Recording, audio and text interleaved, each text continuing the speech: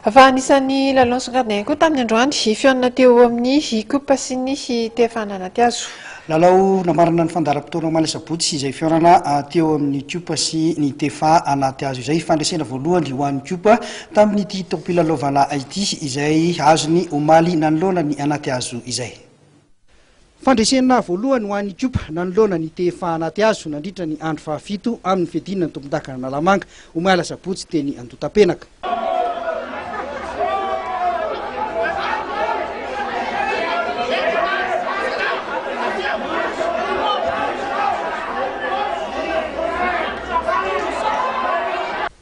Izay vao nahita fandresena ny Cup tamin'ireo lalao fito nataony tamin'ity fiadinana tompon-daka Analamanga taona 2024 ity.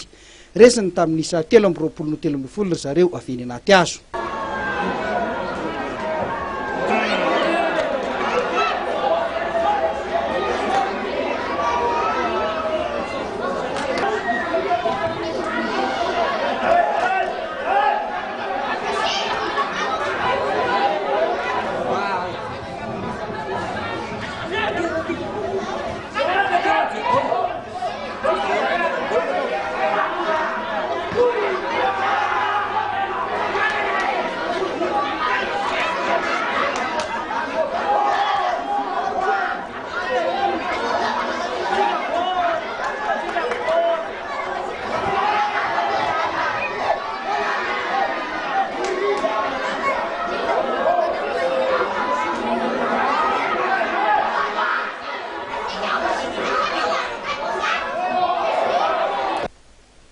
Teo amin'ny fizara-potoana voalohany dia hita ho nitovitovy ihany ny lalao an'Oritota na dia nitarika tamin'ny elanelan'isa kely aza ry Cup.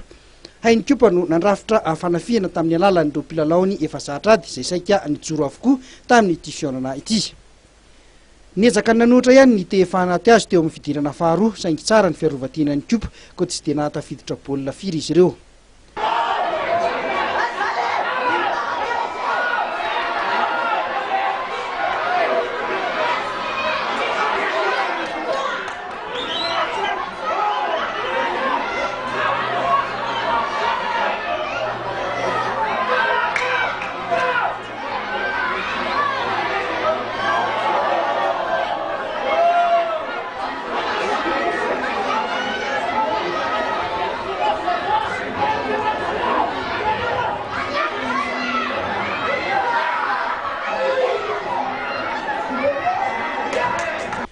Teo amin'ny voka-dalao omaly Sabotsy ihany dia resin'ny Usanakady fotsy tamin'ny isa tery de tery 5-3 ny savonely tropikal. Tsy tonga niatrika ny fiaonany tamin'ny Kosfa kosa ny Sisia atao madinika. Araka ny fanazavana ny men'ny filohan'ny Liga Analamanga dia tsy nisy ny fampilazana meloa tany amin'izy ireo milaza fa tsy ilalao ny Sisia. Andrasana araka izany izay fanazavan'ity fileovana ity satria raha toka misy ny antony tompona dia mety ho forfait fotsiny ny Sisia tamin'ny fiaonany tamin'ny Kosfa iny. Fa raha toa kosa fa antony tsy mazava loatra ny nandraisany anjara tamin'ny fiaonany iny dia tsy maintsy latsaka ny sazy hoy Andriamatoa Fenoasina Rakotomalala filohan'ny Liga Analamanga.